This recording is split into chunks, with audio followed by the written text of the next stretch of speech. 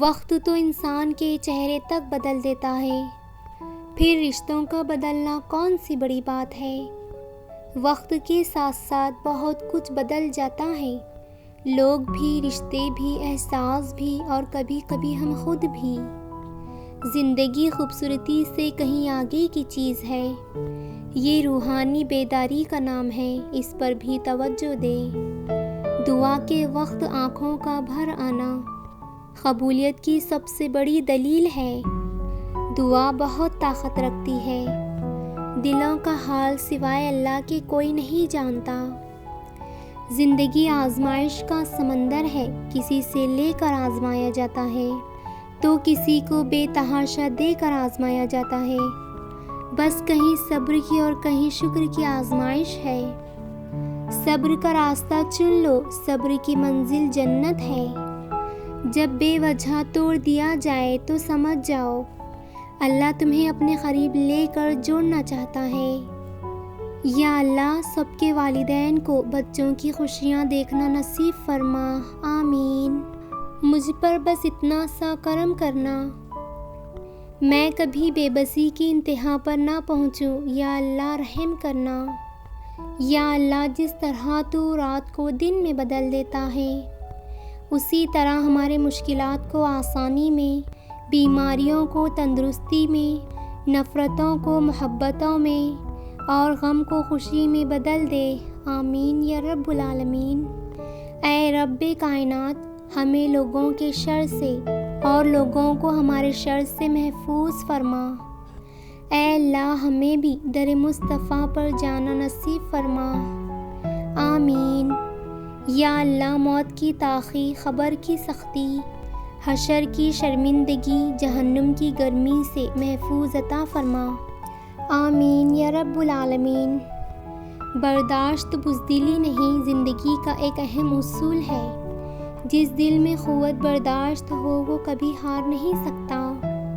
زیادہ باتیں، زیادہ وضاحتیں انسان کو بعض اوقات قریب نہیں دور کر دیتی ہیں۔ ہمیشہ مخلص رہیں، آپ کی موجودگی وقتی ہو سکتی ہے مگر کردار اور رویے دائمی اثرات چھوڑ جاتے ہیں۔ اپنی خوشیاں اور اپنے غم اپنے تک محدود رکھیں، کیونکہ لوگ خوشیوں کو نظر لگا دیتے ہیں اور دکھ میں زیادہ دکھ دیتے ہیں۔ جب آنسو نکل آتے ہیں تو ان میں صرف نمک اور پانی نہیں رہتا، ان میں ماضی کی تکلیف، درد، دکھ، اپنوں کے ستم، چاہنے والوں کی باعتباری، کبھی نہ لوٹ کر آنے والوں کا غم، وعدوں کی پامالیاں، اور نہ جانے کیا کیا احساسات اور جذبات چھپے ہوتے ہیں۔ ایک دن تمہارے اعمال تم سے ملنے آئیں گے، بس پھر حیران مت ہونا۔ جس دن تمہیں یہ معلوم ہو جائے گا کہ جو کام تمہاری مرضی سے نہیں ہوا وہ تمہارے لیے کتنا بہتر ہوتا ہے، اس دن تمہاری بے سکونی ختم ہو جائے گی۔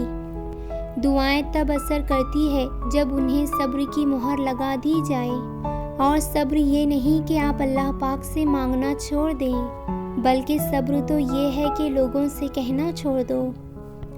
امید بھی کتنی عجیب چیز ہے، لمحوں میں ریگستان میں زیتون کے باغ لگا دیتی ہے۔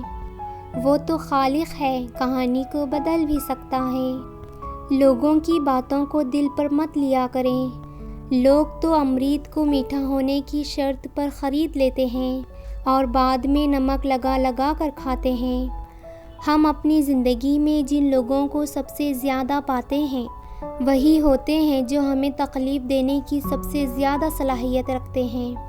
مومن تو کثرت سے قرآن پڑھنے والا اور سننے والا ہوتا ہے، وہ اپنی زندگی کے ہر فیصلے میں لوگوں کے بجائے قرآن کو اپنی زندگی میں موٹیویشنل بنا لیتا ہے۔ کبھی کبھی اکیلا محسوس ہو تو قرآن پاک پڑھا کریں، اللہ دلاسا دیتا ہے میں ہوں تمہارے ساتھ۔ وہ دل کتنے خوبصورت ہوتے ہیں جن میں کسی کے لیے حسد، بغض، کینہ نہیں ہوتا، بس محبت، شفقت اور خیر کے جذبات ہوتے ہیں۔ ایسے دل بہت قیمتی، اپنے اور اپنے سب کے لیے سکون و عافیت کا سبب بنتے ہیں۔ اپنے دلوں پر ایسا محنت کیا جائے کہ انہیں ایسے ہی قیمتی اور سکون بنا دیا جائے۔